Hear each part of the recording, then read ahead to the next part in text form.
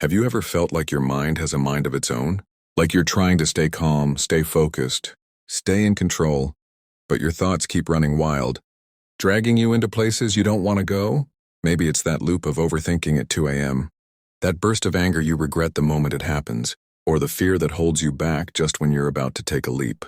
If that sounds familiar, you're not alone, and this video might just change your life. Before we dive in, I want to ask you something important. What would your life look like if you truly had control over your mind? Imagine being able to stay focused no matter how loud the world gets, to silence your inner critic, to let go of anxiety, to stop self-sabotaging behaviors. What would your relationships look like? Your career, your sense of peace?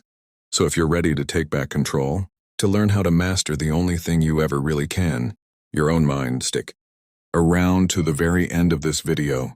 Trust me, the last 10 minutes may change your love life, your confidence, and how you face the world forever. And while you're here, make sure to subscribe to the channel and give this video a like. If you're ready to start winning the battle inside your head, let me take you back to a cold November morning.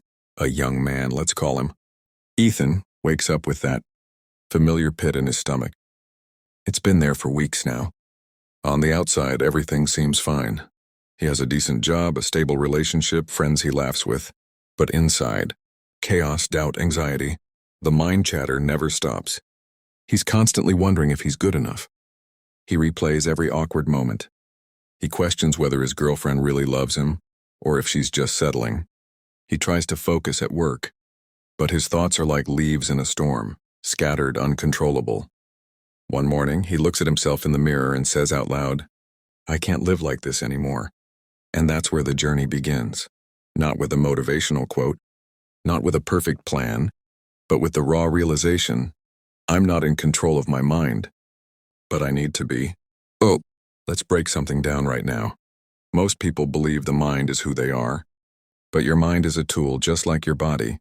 If you don't train your body, it gets weak, lazy, stiff. Same with the mind. Ethan didn't know that. Like most of us, he thought that if a thought appeared in his head, it must mean something. That worry equals reality. That fear means stop. That discomfort is danger. But here's the truth. Your thoughts are not facts. Let that sink in. Your thoughts are not facts. They're patterns. They're echoes. They're often just noise picked up from your environment. Your childhood, your trauma, your insecurities. Ethan's first lesson in mental mastery came from a therapist who told him something radical. You don't control your first thought, but you do control your second. So how do you start controlling your mind? Step 1, observe. Don't react. Sounds simple, right? It's not. The moment Ethan began observing his thoughts, just noticing them like clouds passing in the sky, he realized something. His mind was constantly feeding him worst-case scenarios. What if she leaves? What if I fail? What if they laugh? But every time he watched the thought instead of believing it, he gained power. He wasn't in the storm anymore. He was the sky. That's your first power move. Become the watcher. Meditation isn't about becoming calm. It's about becoming aware. If you can name a thought, you're not that thought. And that's freedom. Oh, step 2, interrupt the pattern. You ever get stuck in a negative loop? Like your brain just keeps replaying that one failure or fear? That's a neural pathway being strengthened. Ethan learned that the more you feed a thought, the stronger it becomes. But here's the twist, you can starve it. Every time a negative loop started, he did something small but powerful, stood up, changed his posture, splashed water on his face, said out loud, "That's not helpful." It may sound silly, but it works. Why? Because your physiology and focus are tied. Change your state, change your thoughts. Tony Robbins once said, "Emotion is created by motion." If you want a better mindset, start with better movement. Oh, now let's go deeper. Step 3. Reprogram your internal language. Ethan used to say, "I'm always anxious." That became his identity. But identity is the most powerful force in the human psyche. What you say after the words "I am," you become. So he changed his script. From "I'm anxious" to "I'm learning to stay calm." From "I can't handle this" to "I'm getting better at handling this." These aren't affirmations. They're identity upgrades. The mind listens. If you tell it you're broken, it believes you. If you tell it you're evolving, it steps into growth. So ask yourself right now, what's the internal story you're repeating? And more importantly, is it serving you? Step 4. Clean your environment. Ethan realized something heartbreaking. Some of his closest friends were feeding the chaos in his mind. Gossip, drama, negativity, comparison, it all crept in. If you want to control your mind, you have to guard your inputs. That means unfollowing the toxic accounts, limiting the news, saying no to energy vampires, reading books that nourish you, following creators who inspire, not incite. You are not just what you eat. You are what you consume mentally, emotionally, spiritually. Think of your mind as a garden. What are you planting? Oh, step 5, face the shadows. This part isn't easy, but it's necessary. Ethan's anxiety wasn't just random. It was a signal, a messenger. Underneath it was unhealed wounds, fear of abandonment, unresolved guilt, suppressed emotion.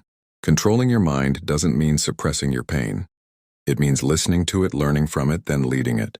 He started journaling. Not just what he did that day, but what he felt, what he feared, what he avoided. He got honest with himself. And that honesty became the key to his mental freedom. You cannot heal what you do not reveal. Oh, step 6, practice intentional focus. The mind loves to wander. That's its default setting. But attention is a muscle. The more you train it, the stronger it gets. Ethan started small. 10 minutes a day with no phone. Then reading books instead of scrolling. Then setting 1 goal per day instead of 10. The results, massive. He became more productive, less anxious, more present in conversations, and surprisingly more attractive. People noticed his energy, his presence, because presence is magnetic. In a world full of noise, the one who is grounded becomes a lighthouse. Oh, step 7, create a daily mental ritual. Ethan began every morning with 3 steps. 1, stillness, 5 minutes of breath work or meditation. 2, gratitude, 3 things he was thankful for written down. 3, vision, visualizing who he wanted to become. Simple, consistent, powerful. Your morning sets the tone. If you wake up and dive into chaos, you carry that all day. But if you begin with intention, you lead the day instead of being led by it. So what's your mental ritual? It doesn't have to be long. It just has to be yours and repeated.